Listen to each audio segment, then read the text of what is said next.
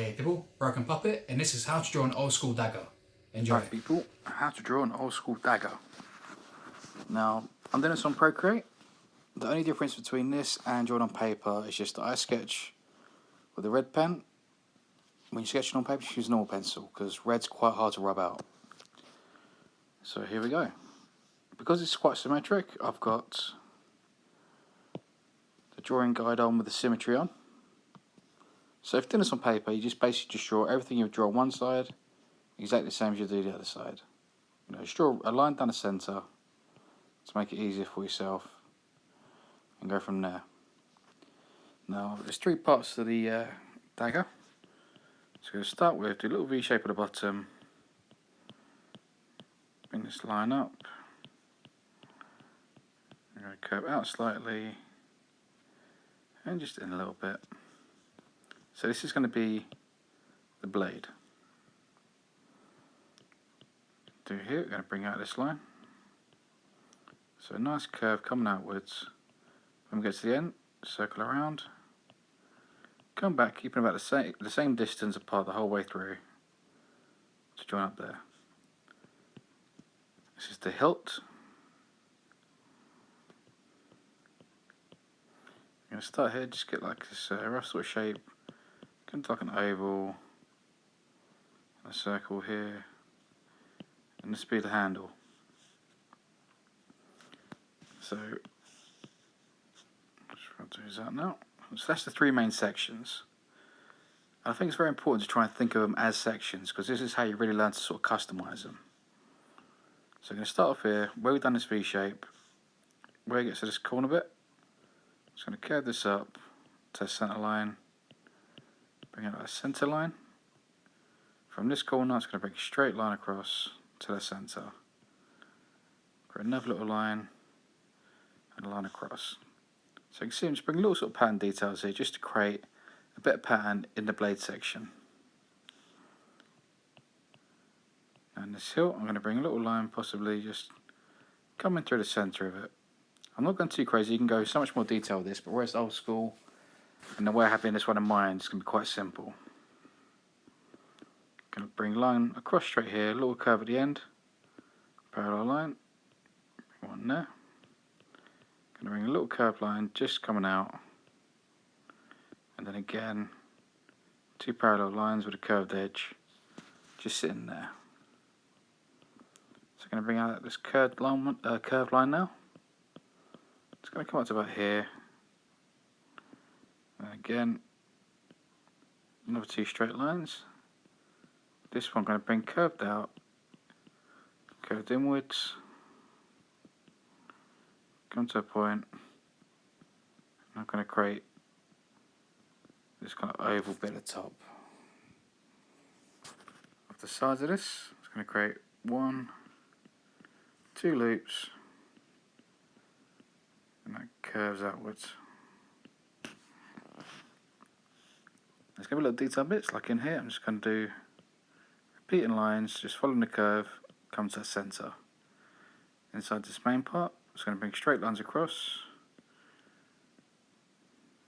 create a mesh, and then here I'm going to create a scale. So I'm going to create semicircles, and then connecting from the centre of the semicircles, going again.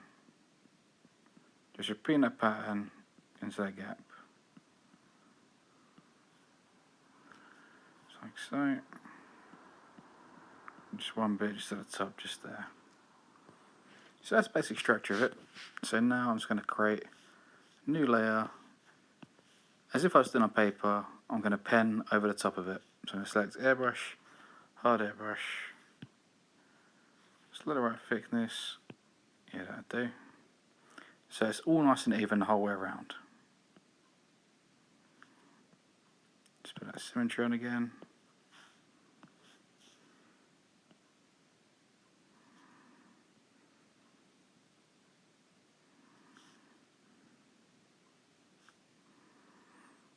So yeah, it's going to go over all those line work we just done.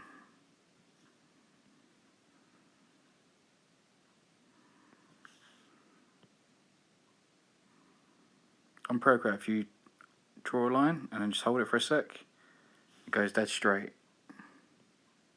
you do the same thing for drawing circles and some other shapes as well.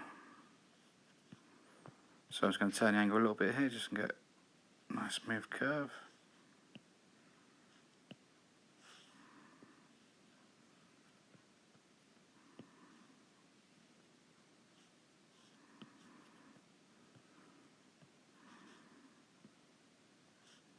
It's nothing too crazy. I'm literally just going over all those lines we literally just done.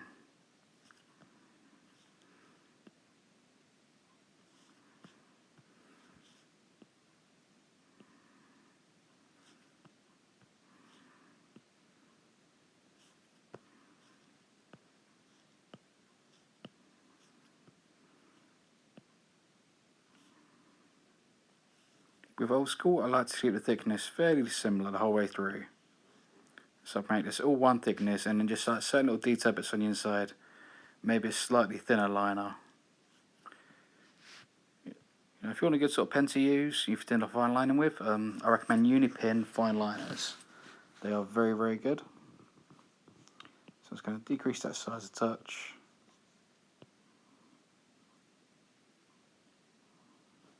Center line. And yeah, just stuff for these little detail ones.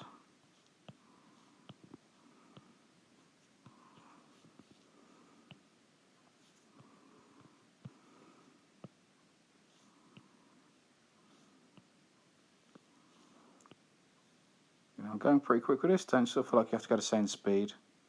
Take your time, pause, rewind, whenever you guys want to.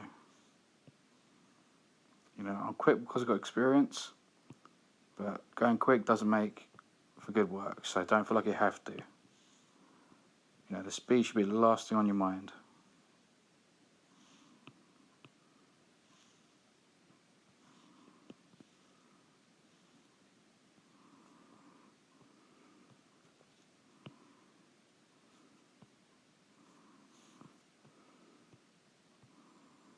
Come on, and that's your basic general line work. Now to add a bit of shading. I'm just going to select the soft airbrush. Now when I do this on here, because I'm doing digitally, we have a technique where you'll see, turn opacity down to the touch. I'm going to go quite over the edge, like so. But then what I do is I come back with the rubber and I raise the edge. So obviously if you're doing this on paper, just don't go over the edge. Just copy what I do, but inside the edges. So I start on this side and inside bit here. Just going to put a black shade coming across.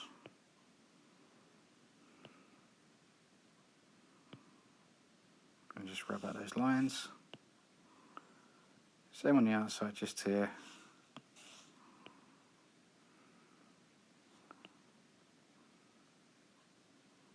And rub out those lines.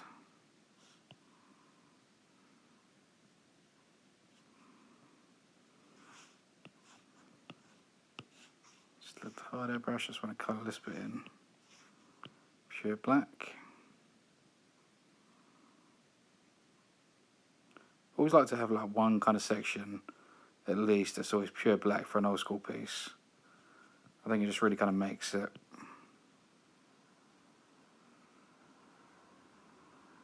So for me it'd be those two sections.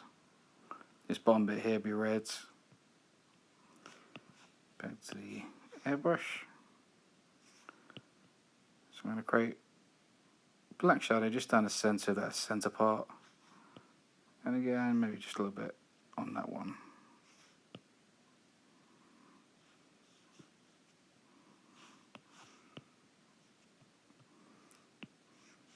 Just rub out those bits at the outside.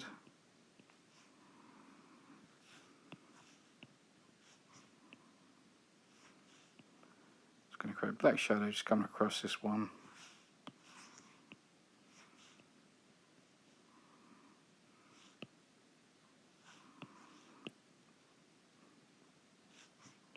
Bit of black shade just in this part of the handle.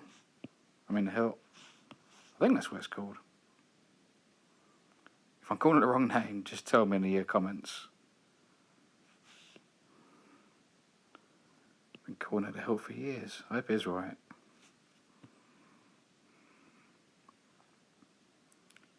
So that's it for the black shading.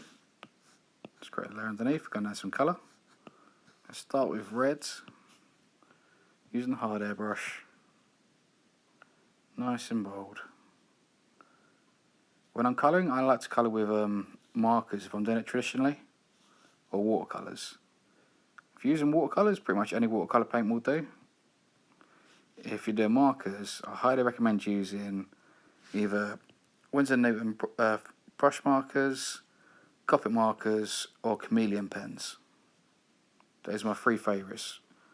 All very good, all alcohol based, so they blend really nice.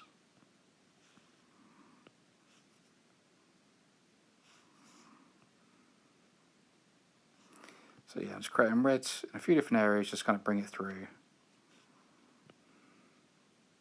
So I think that do it. So I've got a nice evenness of red the whole way through it. Then I'm going to select a golden tone.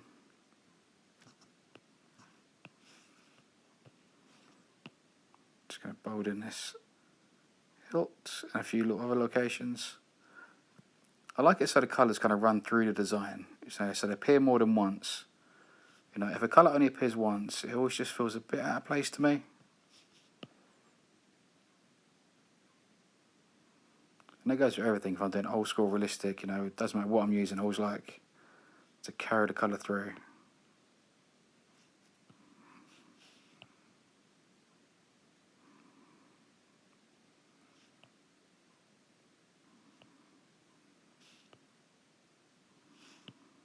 So just colouring this top in the yellow.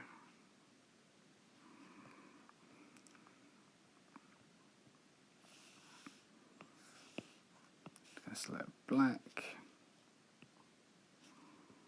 decrease this. Just want to create a little black bit just on the inside of this one, just here. The same on this side, just here.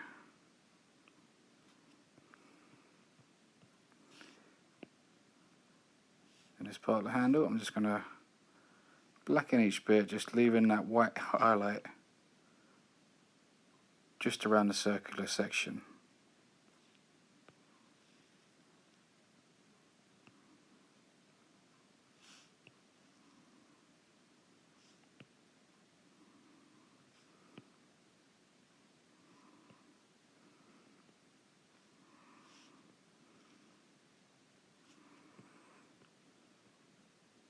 Like so. Then I'm going to select a nice brown tone, a bit more on the red side than the yellow side.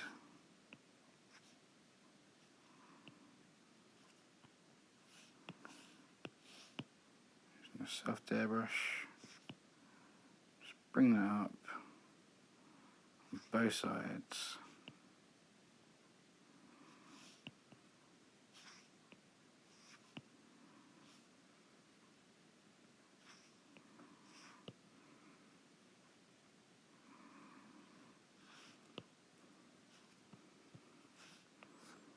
I'm just going to colour in those gaps in brown. With a hit of caramel just to the side, just brighten up those edges.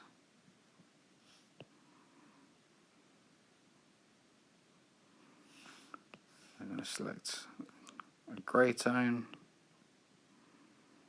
Just colouring this part of the handle grey. Now that grey bit's going to stand sort of on its own, but it's a similar sort of tone to the black I left at the bottom. So it's not too bad as a solo colour. Lastly, I'm going to go a bit of white.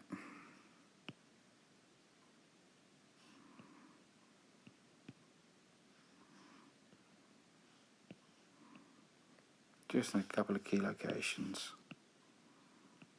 Not too much.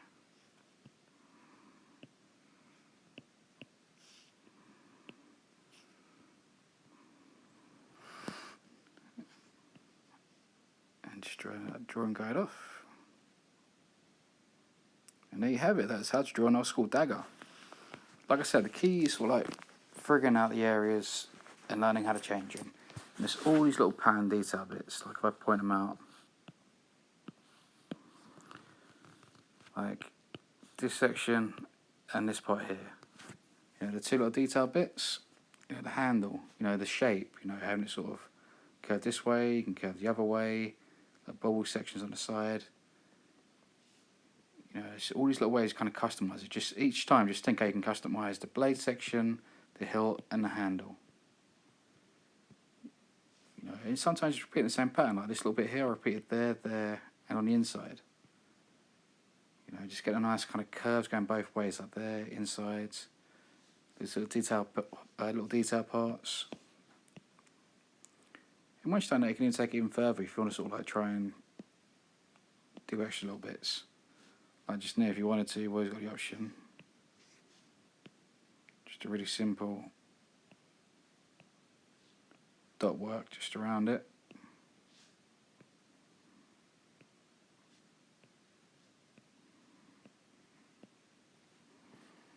You know, it's another pattern option. You know, you could have other details, you know, like traditional kind of swirls going up. No, the list is endless, and it's all about just customizing them. But yeah, I hope that's helped you guys. You know, comment, like, subscribe. You know the usual routine. Check out my videos. I'm the Broken Puppet, and I'll see you next time. Peace out, people.